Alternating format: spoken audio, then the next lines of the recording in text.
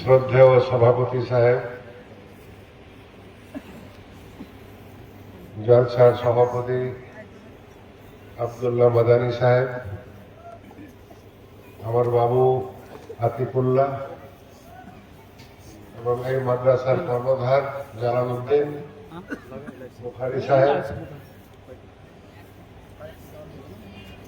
আর আপনারা সামনে আছেন, স্টেজে আরো অনেকে আছেন, সবাইকে আমার আসসালামু আলাইকুম ওয়া রাহমাতুল্লাহি ওয়া বারাকাতুহু।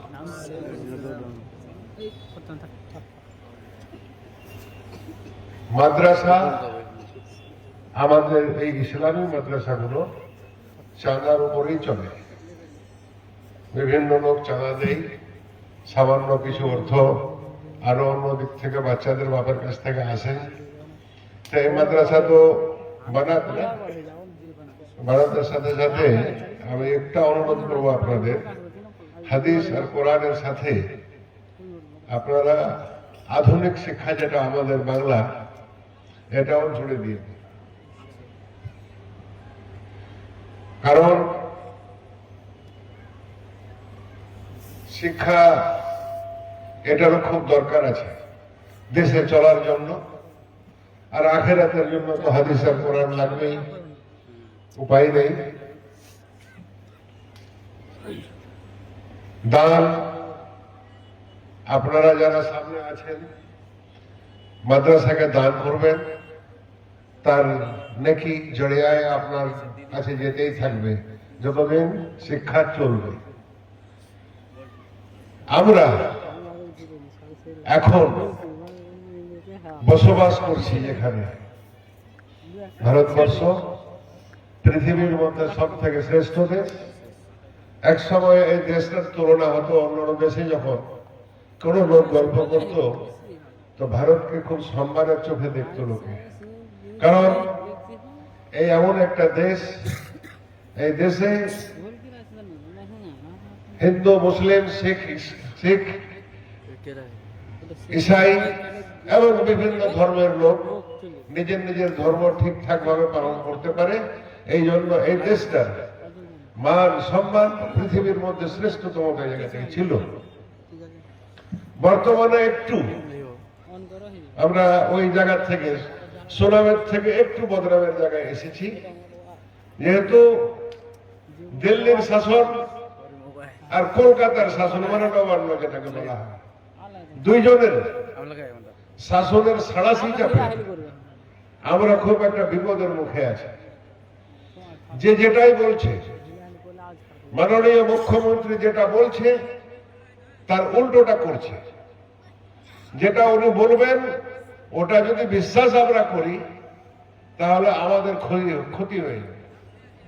কারণ উনি যেগুলো এনআরসি হতে দিব না, এনআরসির আইনটাকে উনি পাস করেছেন। এই জন্য বলবো, যেদিন এনআরসির ভোটটা হয় 2019 সালের ডিসেম্বর মাসে, ওর 9টা রাজ্যসভার এমপিকে ও অ্যাবসেন্ট করেছেন। পক্ষে আর বিপক্ষে ভোটটা দেবে না, কারণ ওখানে মাপা ভোট যা আছে তার থেকে একটা বাড়বেও না কমবেও না। ফলে ওর 9টা এমপি অ্যাবসেন্ট থাকার জন্য 3 ভোটে রাজ্যসভাতে আইনটা পাস হলো এনআরসি। ওর 9টা এমপি যদি ভোট দিত তাহলে 6 ভোটে আমরা এনআরসির আইনটাকে হারাতে পারতাম। তাহলে ও কি বললো, যে আমি বাংলায় এনআরসি হতে দিব না, এসআইআর এর মাধ্যমে এনআরসি কিন্তু হয়ে গেল। সবাই বুঝেননি, যারা বুঝেছে তারা আলোচনাটা করছে। 2, ওয়াকফ নিয়ে আমাদেরকে একটা সময় আন্দোলনে যখন নামার কথা, তখন উনি আমাদের বাধা দিলেন। আর আজকে 5 তারিখে শেষ হয়ে গেছে ডেট। ওয়াকফের সমস্ত যারা ডকুমেন্টস যাদের ছিল, যারা রেজিস্ট্রেশন করে অনলাইনে করেছেন, তারা হয়তো বেঁচেছেন, কিন্তু তারপরে আরেকটা ভয়াবহ বিপদ আসছে, যেটা আমরা এই মাদ্রাসা আর বিভিন্ন কবরস্থান, বিভিন্ন জুমা মসজিদ নিয়ে কিন্তু আমরা আজ নয়, তবে 6 মাস 9 মাস পরে একটা বড় বিপদের সম্মুখে আসছে আমাদের। তাহলে এ নিয়ে আমাদের আন্দোলন করতে দিলেন না। আর আমাদেরকে ওর কি বললেন, যদি ওয়াকফ নিয়ে আন্দোলন করতে হয় তাহলে দিল্লি যান, আর এখানে যদি করেন আমি আছি, আমার থেকে বড় শত্রু কেউ হবে না। তাহলে আমরা দুটেই, আমাকে ও ভালোবাসলো না ধমক দিল, এটা কিন্তু নিজের নিজের বোঝার ব্যাপার আছে। যদি না বুঝতে পারেন এই যে বিপদটা আসছে, আমি বলছি গত পরশুদিন এক উকিলের সঙ্গে আমি কথা বলছিলাম। ওই উকিলই বলেছে যে এটা এখন বুঝতে পারবেন না, 6 মাস 9 মাস পরে কিন্তু এর অন্যভাবে উঠে আসবে। যেটা আমি ওয়াকফ নিয়ে বললাম, শিক্ষা। শিক্ষা আমাদের মধ্যে, আমি যেটা প্রশ্ন আপনাদের সবার সামনে করছি, আর সব থেকে বড় দুঃখের কথা, আমি এই ভুলকিতেই আমার জন্ম। ভুলকি থেকে চতুর্দিকে এলাকাটা ঘুরেছি, উত্তর দিনাজপুর শুধু নয়, ভারতবর্ষের বেশ কিছু জায়গাতে আমি ঘুরেছি। কিন্তু আমরা শেরশাবাদী ভাটিয়া, তো আমি প্রত্যেকটা জাতির কিছু না কিছু বদল হতে দেখেছি। কিন্তু ভাটিয়া আজ থেকে 50 বছর আগে যেখানে ছিল আজও সেখানেই আছে, ওখান থেকে এর কোনো পরিবর্তন নেই। না হলে দেখেন ওখানে মোটরসাইকেল স্ট্যান্ডে যতটি মোটরসাইকেল লেগে আছে অতটি লোক এখানে বসেও নেই। হাদিস কোরআনের কথা হবে আর এনারা বাইরে থাকবে। মুশকিলটা হচ্ছে কেন, তারা এখানে এসেছো কেন ভাই? এই 10টা লোককে নিয়ে যাও, সেটা হতো। বাজার ভিড় করতে এসেছো কেন?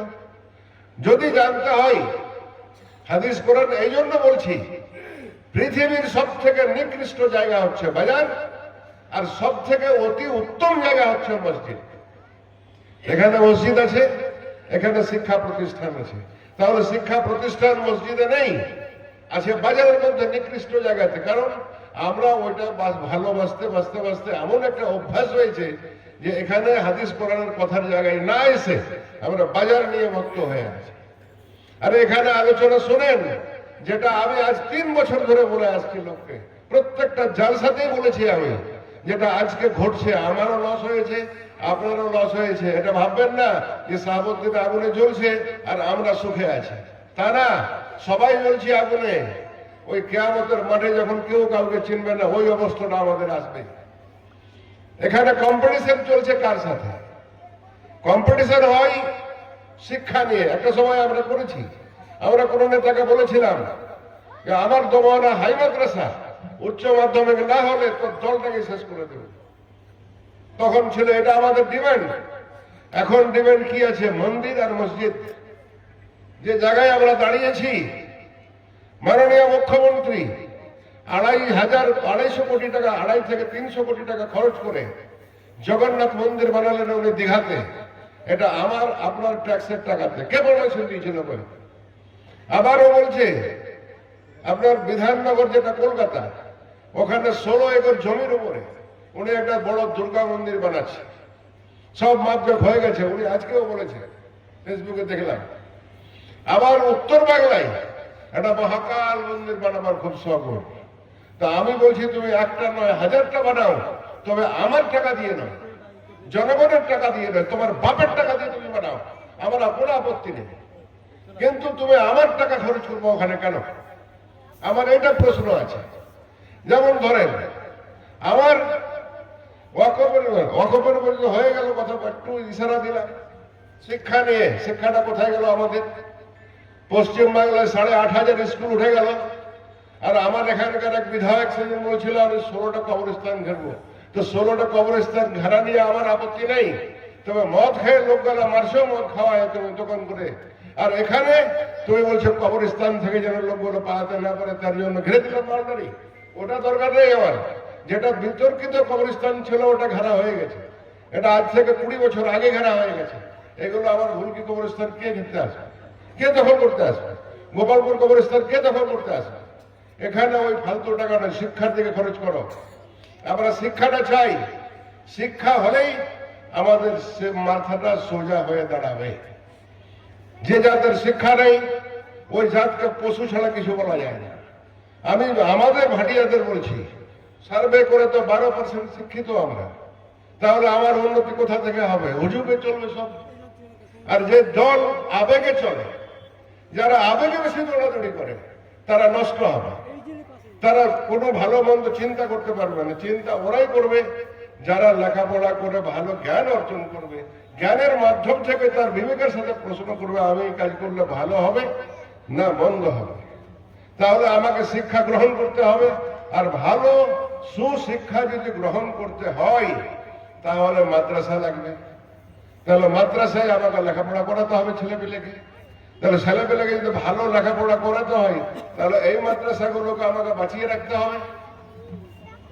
এই জন্য বাঁচিয়ে রাখতে হবে যে আমার ভবিষ্যৎ প্রজন্ম, এই যে বাচ্চাগুলো আছে, এই বাচ্চাগুলো কালকে যেন এরা লাওয়ারিসের মতো না হয়, এদের ওয়ারিস যেন থাকে, শিক্ষা প্রতিষ্ঠান থাকে।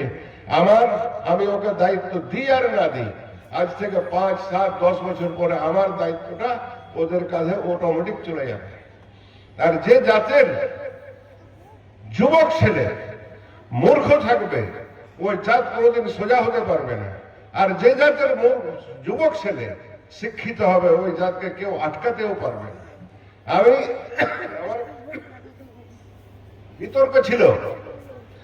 আমার বিতর্ক ছিল এক জায়গায় ঝগড়া হয়েছিল একজনের সঙ্গে। আমি বললাম আমার মাদ্রাসায় তোমাকে অনুদান দিতে হবে না, আমার কোনো মুরবি মৌলানাকে অনুদান লাগবে না, অধিকার লাগবে। আমি তোমার কাছে খায়রাতি চাই না, আমার যেটা প্রাপ্য আছে সেটা দাও। কিন্তু সেইখান থেকেই বিতর্কটা আমার 2022 সালে শুরু হয়। ফলে ওদের সঙ্গে, যেমন ধরেন আমি একটা উদাহরণ দিচ্ছি, দিল্লিতে 13% মুসলিম, আমার এমামেরা বেতন পাই 16,000, এমাম বেতন পাই 18,000, মুয়াজ্জিন বেতন পাই 16,000। আমার এখান থেকে যে ওদের সাথে ঝগড়াটা শুরু হয় যখন, আমার কেরালা, হরিয়ানাতে 7% মুসলিম, 16,000 আপনার এমাম, 14,000 হলো আপনার মুয়াজ্জিন। কর্ণাটকে 13% মুসলিম, 8,000 এমাম, 6,000 মুয়াজ্জিন। আমার এখানে আমরা 30% মুসলিম। ভারতবর্ষে ইউপির পরে সব থেকে বেশি ওয়াকফ সম্পত্তি আমাদের পশ্চিমবাংলায়। আমার এখানকার এমামেরা কেন 2,000 আর 1,500 আটকে থাকবে? হয় তুমি আমাকে পুরো 10-এর উপরে নিয়ে চলো, আর না হলে তুমি আমার এটা বন্ধ করো। আমার কথা হলো এটা, আমি যেটা বলেছি সেদিন ওরাকে বলতে কি আমি এই কথাটা এমএলএ হোস্টেলেই বলেছিলাম। হয়তো তোমরা আমার বেতনটা 10-এর উপরে করো, আর না হলে তুমি একদম টোটালে তুলে দাও। এই খায়রাতি এটা লাগবে না। এই নিয়ে আলোচনা একটা বিতর্ক সৃষ্টি হয়, তারপরে শেষ হয়ে গেল। ধরেন এখন এই জায়গায় আছি, মুশকিলটা হচ্ছে কি, যেটা বললাম আমি, মন্দির তৈরি করে আর মসজিদ তৈরি করে আমার শিক্ষা প্রতিষ্ঠানে কোনো লাভ হবে না। লাভ হবে মাদ্রাসা স্কুল তৈরি করে আমার সমাজের লাভ হবে। মাদ্রাসা স্কুল হোক, আমার মসজিদে প্রার্থনালয় আছে, আমি আল্লাহর কাছে যে কোনো জায়গাতে আমি দোয়া করে নেব, নামাজও পড়ে নেব। কিন্তু স্কুল ছাড়া তো শিক্ষা হবে না, মাদ্রাসা ছাড়া তো শিক্ষা হবে না। তো এই জায়গাটা কে নিয়ে যাবে আমার? আর একটা কথা আমি জালাল বাবুকে বলবো, আমার বাচ্চাগুলো যে রাস্তায় রাস্তায় কিছু রসিদ দিয়ে ঘুরে যে কোনো মাদ্রাসার দেখি, এটা আমাকে অন্তত পক্ষে খুব খারাপ লাগে। আমি এইটুকু অনুরোধ করবো, মাদ্রাসার কর্তৃপক্ষ যারা আছে তারা ওই ছোট ছোট বাচ্চাদেরকে রসিদ দিয়ে রাস্তায় ছেড়ে দিয়েন না। সেদিন কোথাকার এসেছিল জানি না, গোপালপুরে একটা ওষুধের দোকানে বসে আছি, বাচ্চা ছেলেরা বুঝে না কোনটা কার দোকান, রসিদ নিয়ে গেল, কেউ অপমান করছে তাও খারাপ লাগছে, না দিলেও খারাপ লাগছে, দিলেও খারাপ লাগছে। এই জন্য এইটুকু বলবো, কোনো বাচ্চা না, আপনারা কমিটি উঠে আসেন, কমিটি মিলে এই চাঁদাগুলো আদায় করেন, খুব ভালো লাগছে। কিন্তু ওই ছোট বাচ্চা 8 বছর 10 বছর, ও যদি আজকে ভিক্ষার দিকে ধরে হাতটা বাড়িয়ে দেয়, কালকে ওকে মানুষ করতে খুব কঠিন। কারণ আল্লাহ তাআলার কাছে হাত এটা বেশি পছন্দ, এটা পছন্দ কম আল্লাহর কাছে। এই জন্য আমার প্রত্যেকটা ছেলে লেখাপড়া করে যেন ওদের হাতটা এরকম করে দেয় আল্লাহ, এই বলে আমার বক্তব্য এখানে শেষ করছি। আসসালামু আলাইকুম ওয়া রাহমাতুল্লাহি ওয়া বারাকাতুহু।